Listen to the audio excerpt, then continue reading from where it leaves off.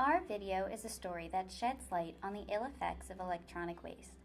It will trace the journey of a used computer through its end-of-life processes. Integral to the piece is the contrast between those of us here in the United States who have the latest and greatest gadgets versus those in Ghana and elsewhere who struggle to make a living from e-waste. We will also focus on the toxic environment that is a result and its negative impact on the health and well-being of the people of Ghana. The truth is, we are contributing mightily to this problem due to a lack of awareness of the issue. Through our video, we hope you will gain an understanding of your impact and inspire a behavior change.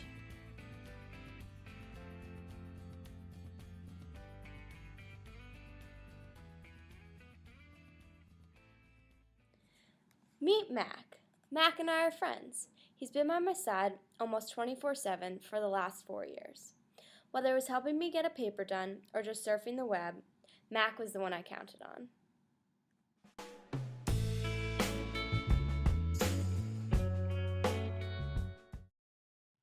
This is the story of what became of my friend Mac. Mac has been an indispensable friend and partner. I have many fond memories with him over the years.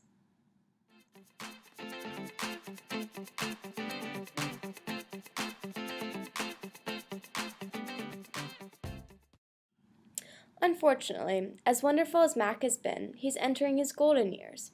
Let's face it, he's a bit slower, seems heavy, and lacks some of the features I look for nowadays in such friends. Alas, I blame planned obsolescence and the treadmill of production for making me a victim of our consumerist society. But these new computers sure do look tempting.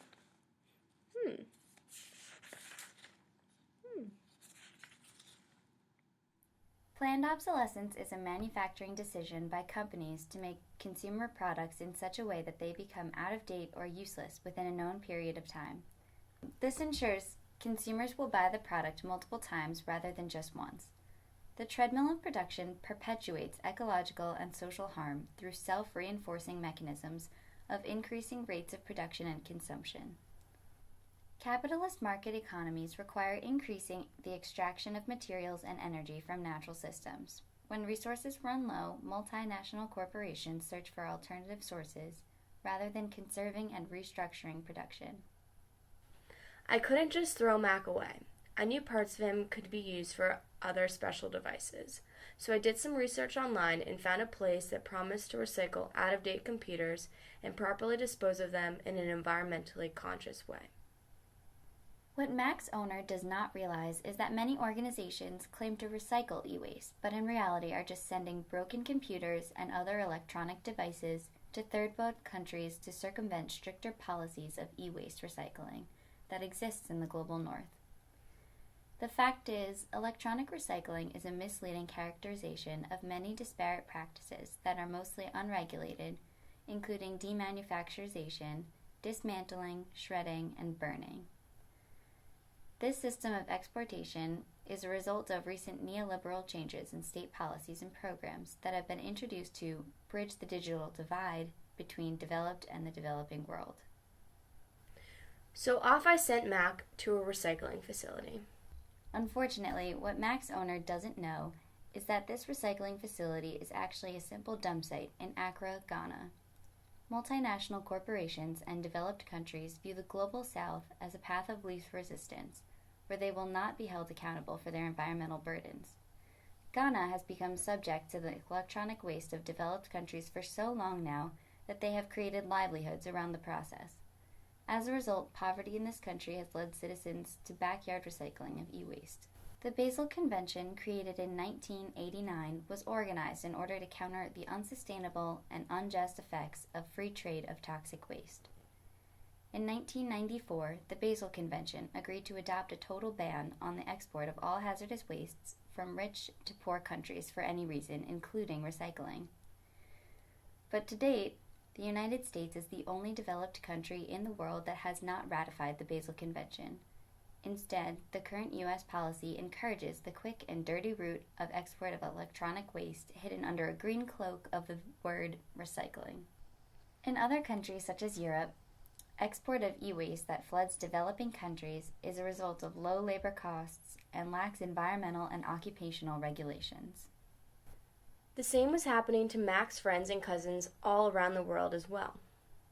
Mac's owner and the owners of the other used computers he was traveling with believed their beloved technologies were being sent to a site in which they would be carefully broken down and properly recycled. Sadly, this was not the case. Due to the lack of infrastructure in Ghana capable of disposing and properly breaking down electronic materials, e-waste often ends up in dump sites. Ogbukblashi, a suburb of Ghana's capital, Accra, has become known as a destination for the developed world's illegal exportation and environmental dumping. Hundreds of millions of tons of e-waste piles up in this site each year. Due to the lack of resources and formal jobs, the people of Ghana currently have no other option for financial support and subsequently break down computers and other electronic devices for their livelihood. E-waste recycling plays a pivotal role in Ghana's urban economy, employing about 4,500 to 6,000 people directly, and indirectly about 20,000 to 34,000 people in Accra. Also, it generates about $105 million to $268 million annually, and sustains the livelihood of about 200,000 people nationwide. E-waste has created numerous employment and income opportunities. This collection, processing, and trading of e-waste also contributes to resource conservation, as well as the reduction of the use of raw materials, by making recovered valuable materials available for reuse. Although these may appear to be promising statistics, the people of Ghana are paying a high price. E-waste has a plethora of health risks associated with recycling processes that affect both the people and the environment of Ghana. Accra lacks the infrastructure to effectively recycle and dispose of e-waste, and therefore leaves the people of Ghana with the hazards of dismantling and burning these technologies to retrieve valuable metals and other precious materials. Because this dismantling and burning is done by hand, the health of the Ghanaians is severely affected. Studies have shown that poor e-waste recycling can cause high rates of miscarriages, birth defects, and cancer clusters among workers. The burning of materials to extract metals for recycling releases pollutants known to cause diseases such as silicosis, pulmonary edema, circulatory failure, and more. The health of the people is not the only thing that suffers at the expense of this e-waste trade. E-waste contaminants also cause disastrous and irreversible consequences on the environment. Pollutants can enter aquatic systems through leaching from dump sites, where processed or unprocessed e-waste may have been deposited. Many e-waste contaminants are spread in the air through dust in the form of ingestion, inhalation, and skin absorption. Soils have also been found with high levels of contaminants affecting plant growth. Heavy metals and inorganic acids leach into waterways through wastewater or ambient air emissions and risk contaminating natural resources such as soil, crops, drinking water, fish, and livestock. Electronic waste is said to be the most rapidly growing waste problem in the world. The overconsumption seen in our materialistic society, as well as the planned obsolescence of certain materials, has led to the rapid growth of electronic waste. Even with the best of intentions, our electronic devices often end up disturbing the environment and the health of people in the global south.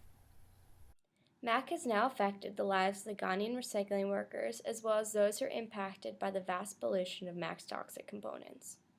If your old electronic devices are past their prime, you need not feel guilty about getting the new iPhone or laptop you've had your eye on, but in order to prevent the deposition of used electronics in third world countries, people need to become aware of where their used electronics are going and how they are being disposed of.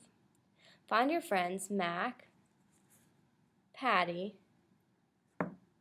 Fiona, and Barry and give them a proper send-off. Take a stand for the people of Ghana and other foreign countries where we indiscriminately send our waste.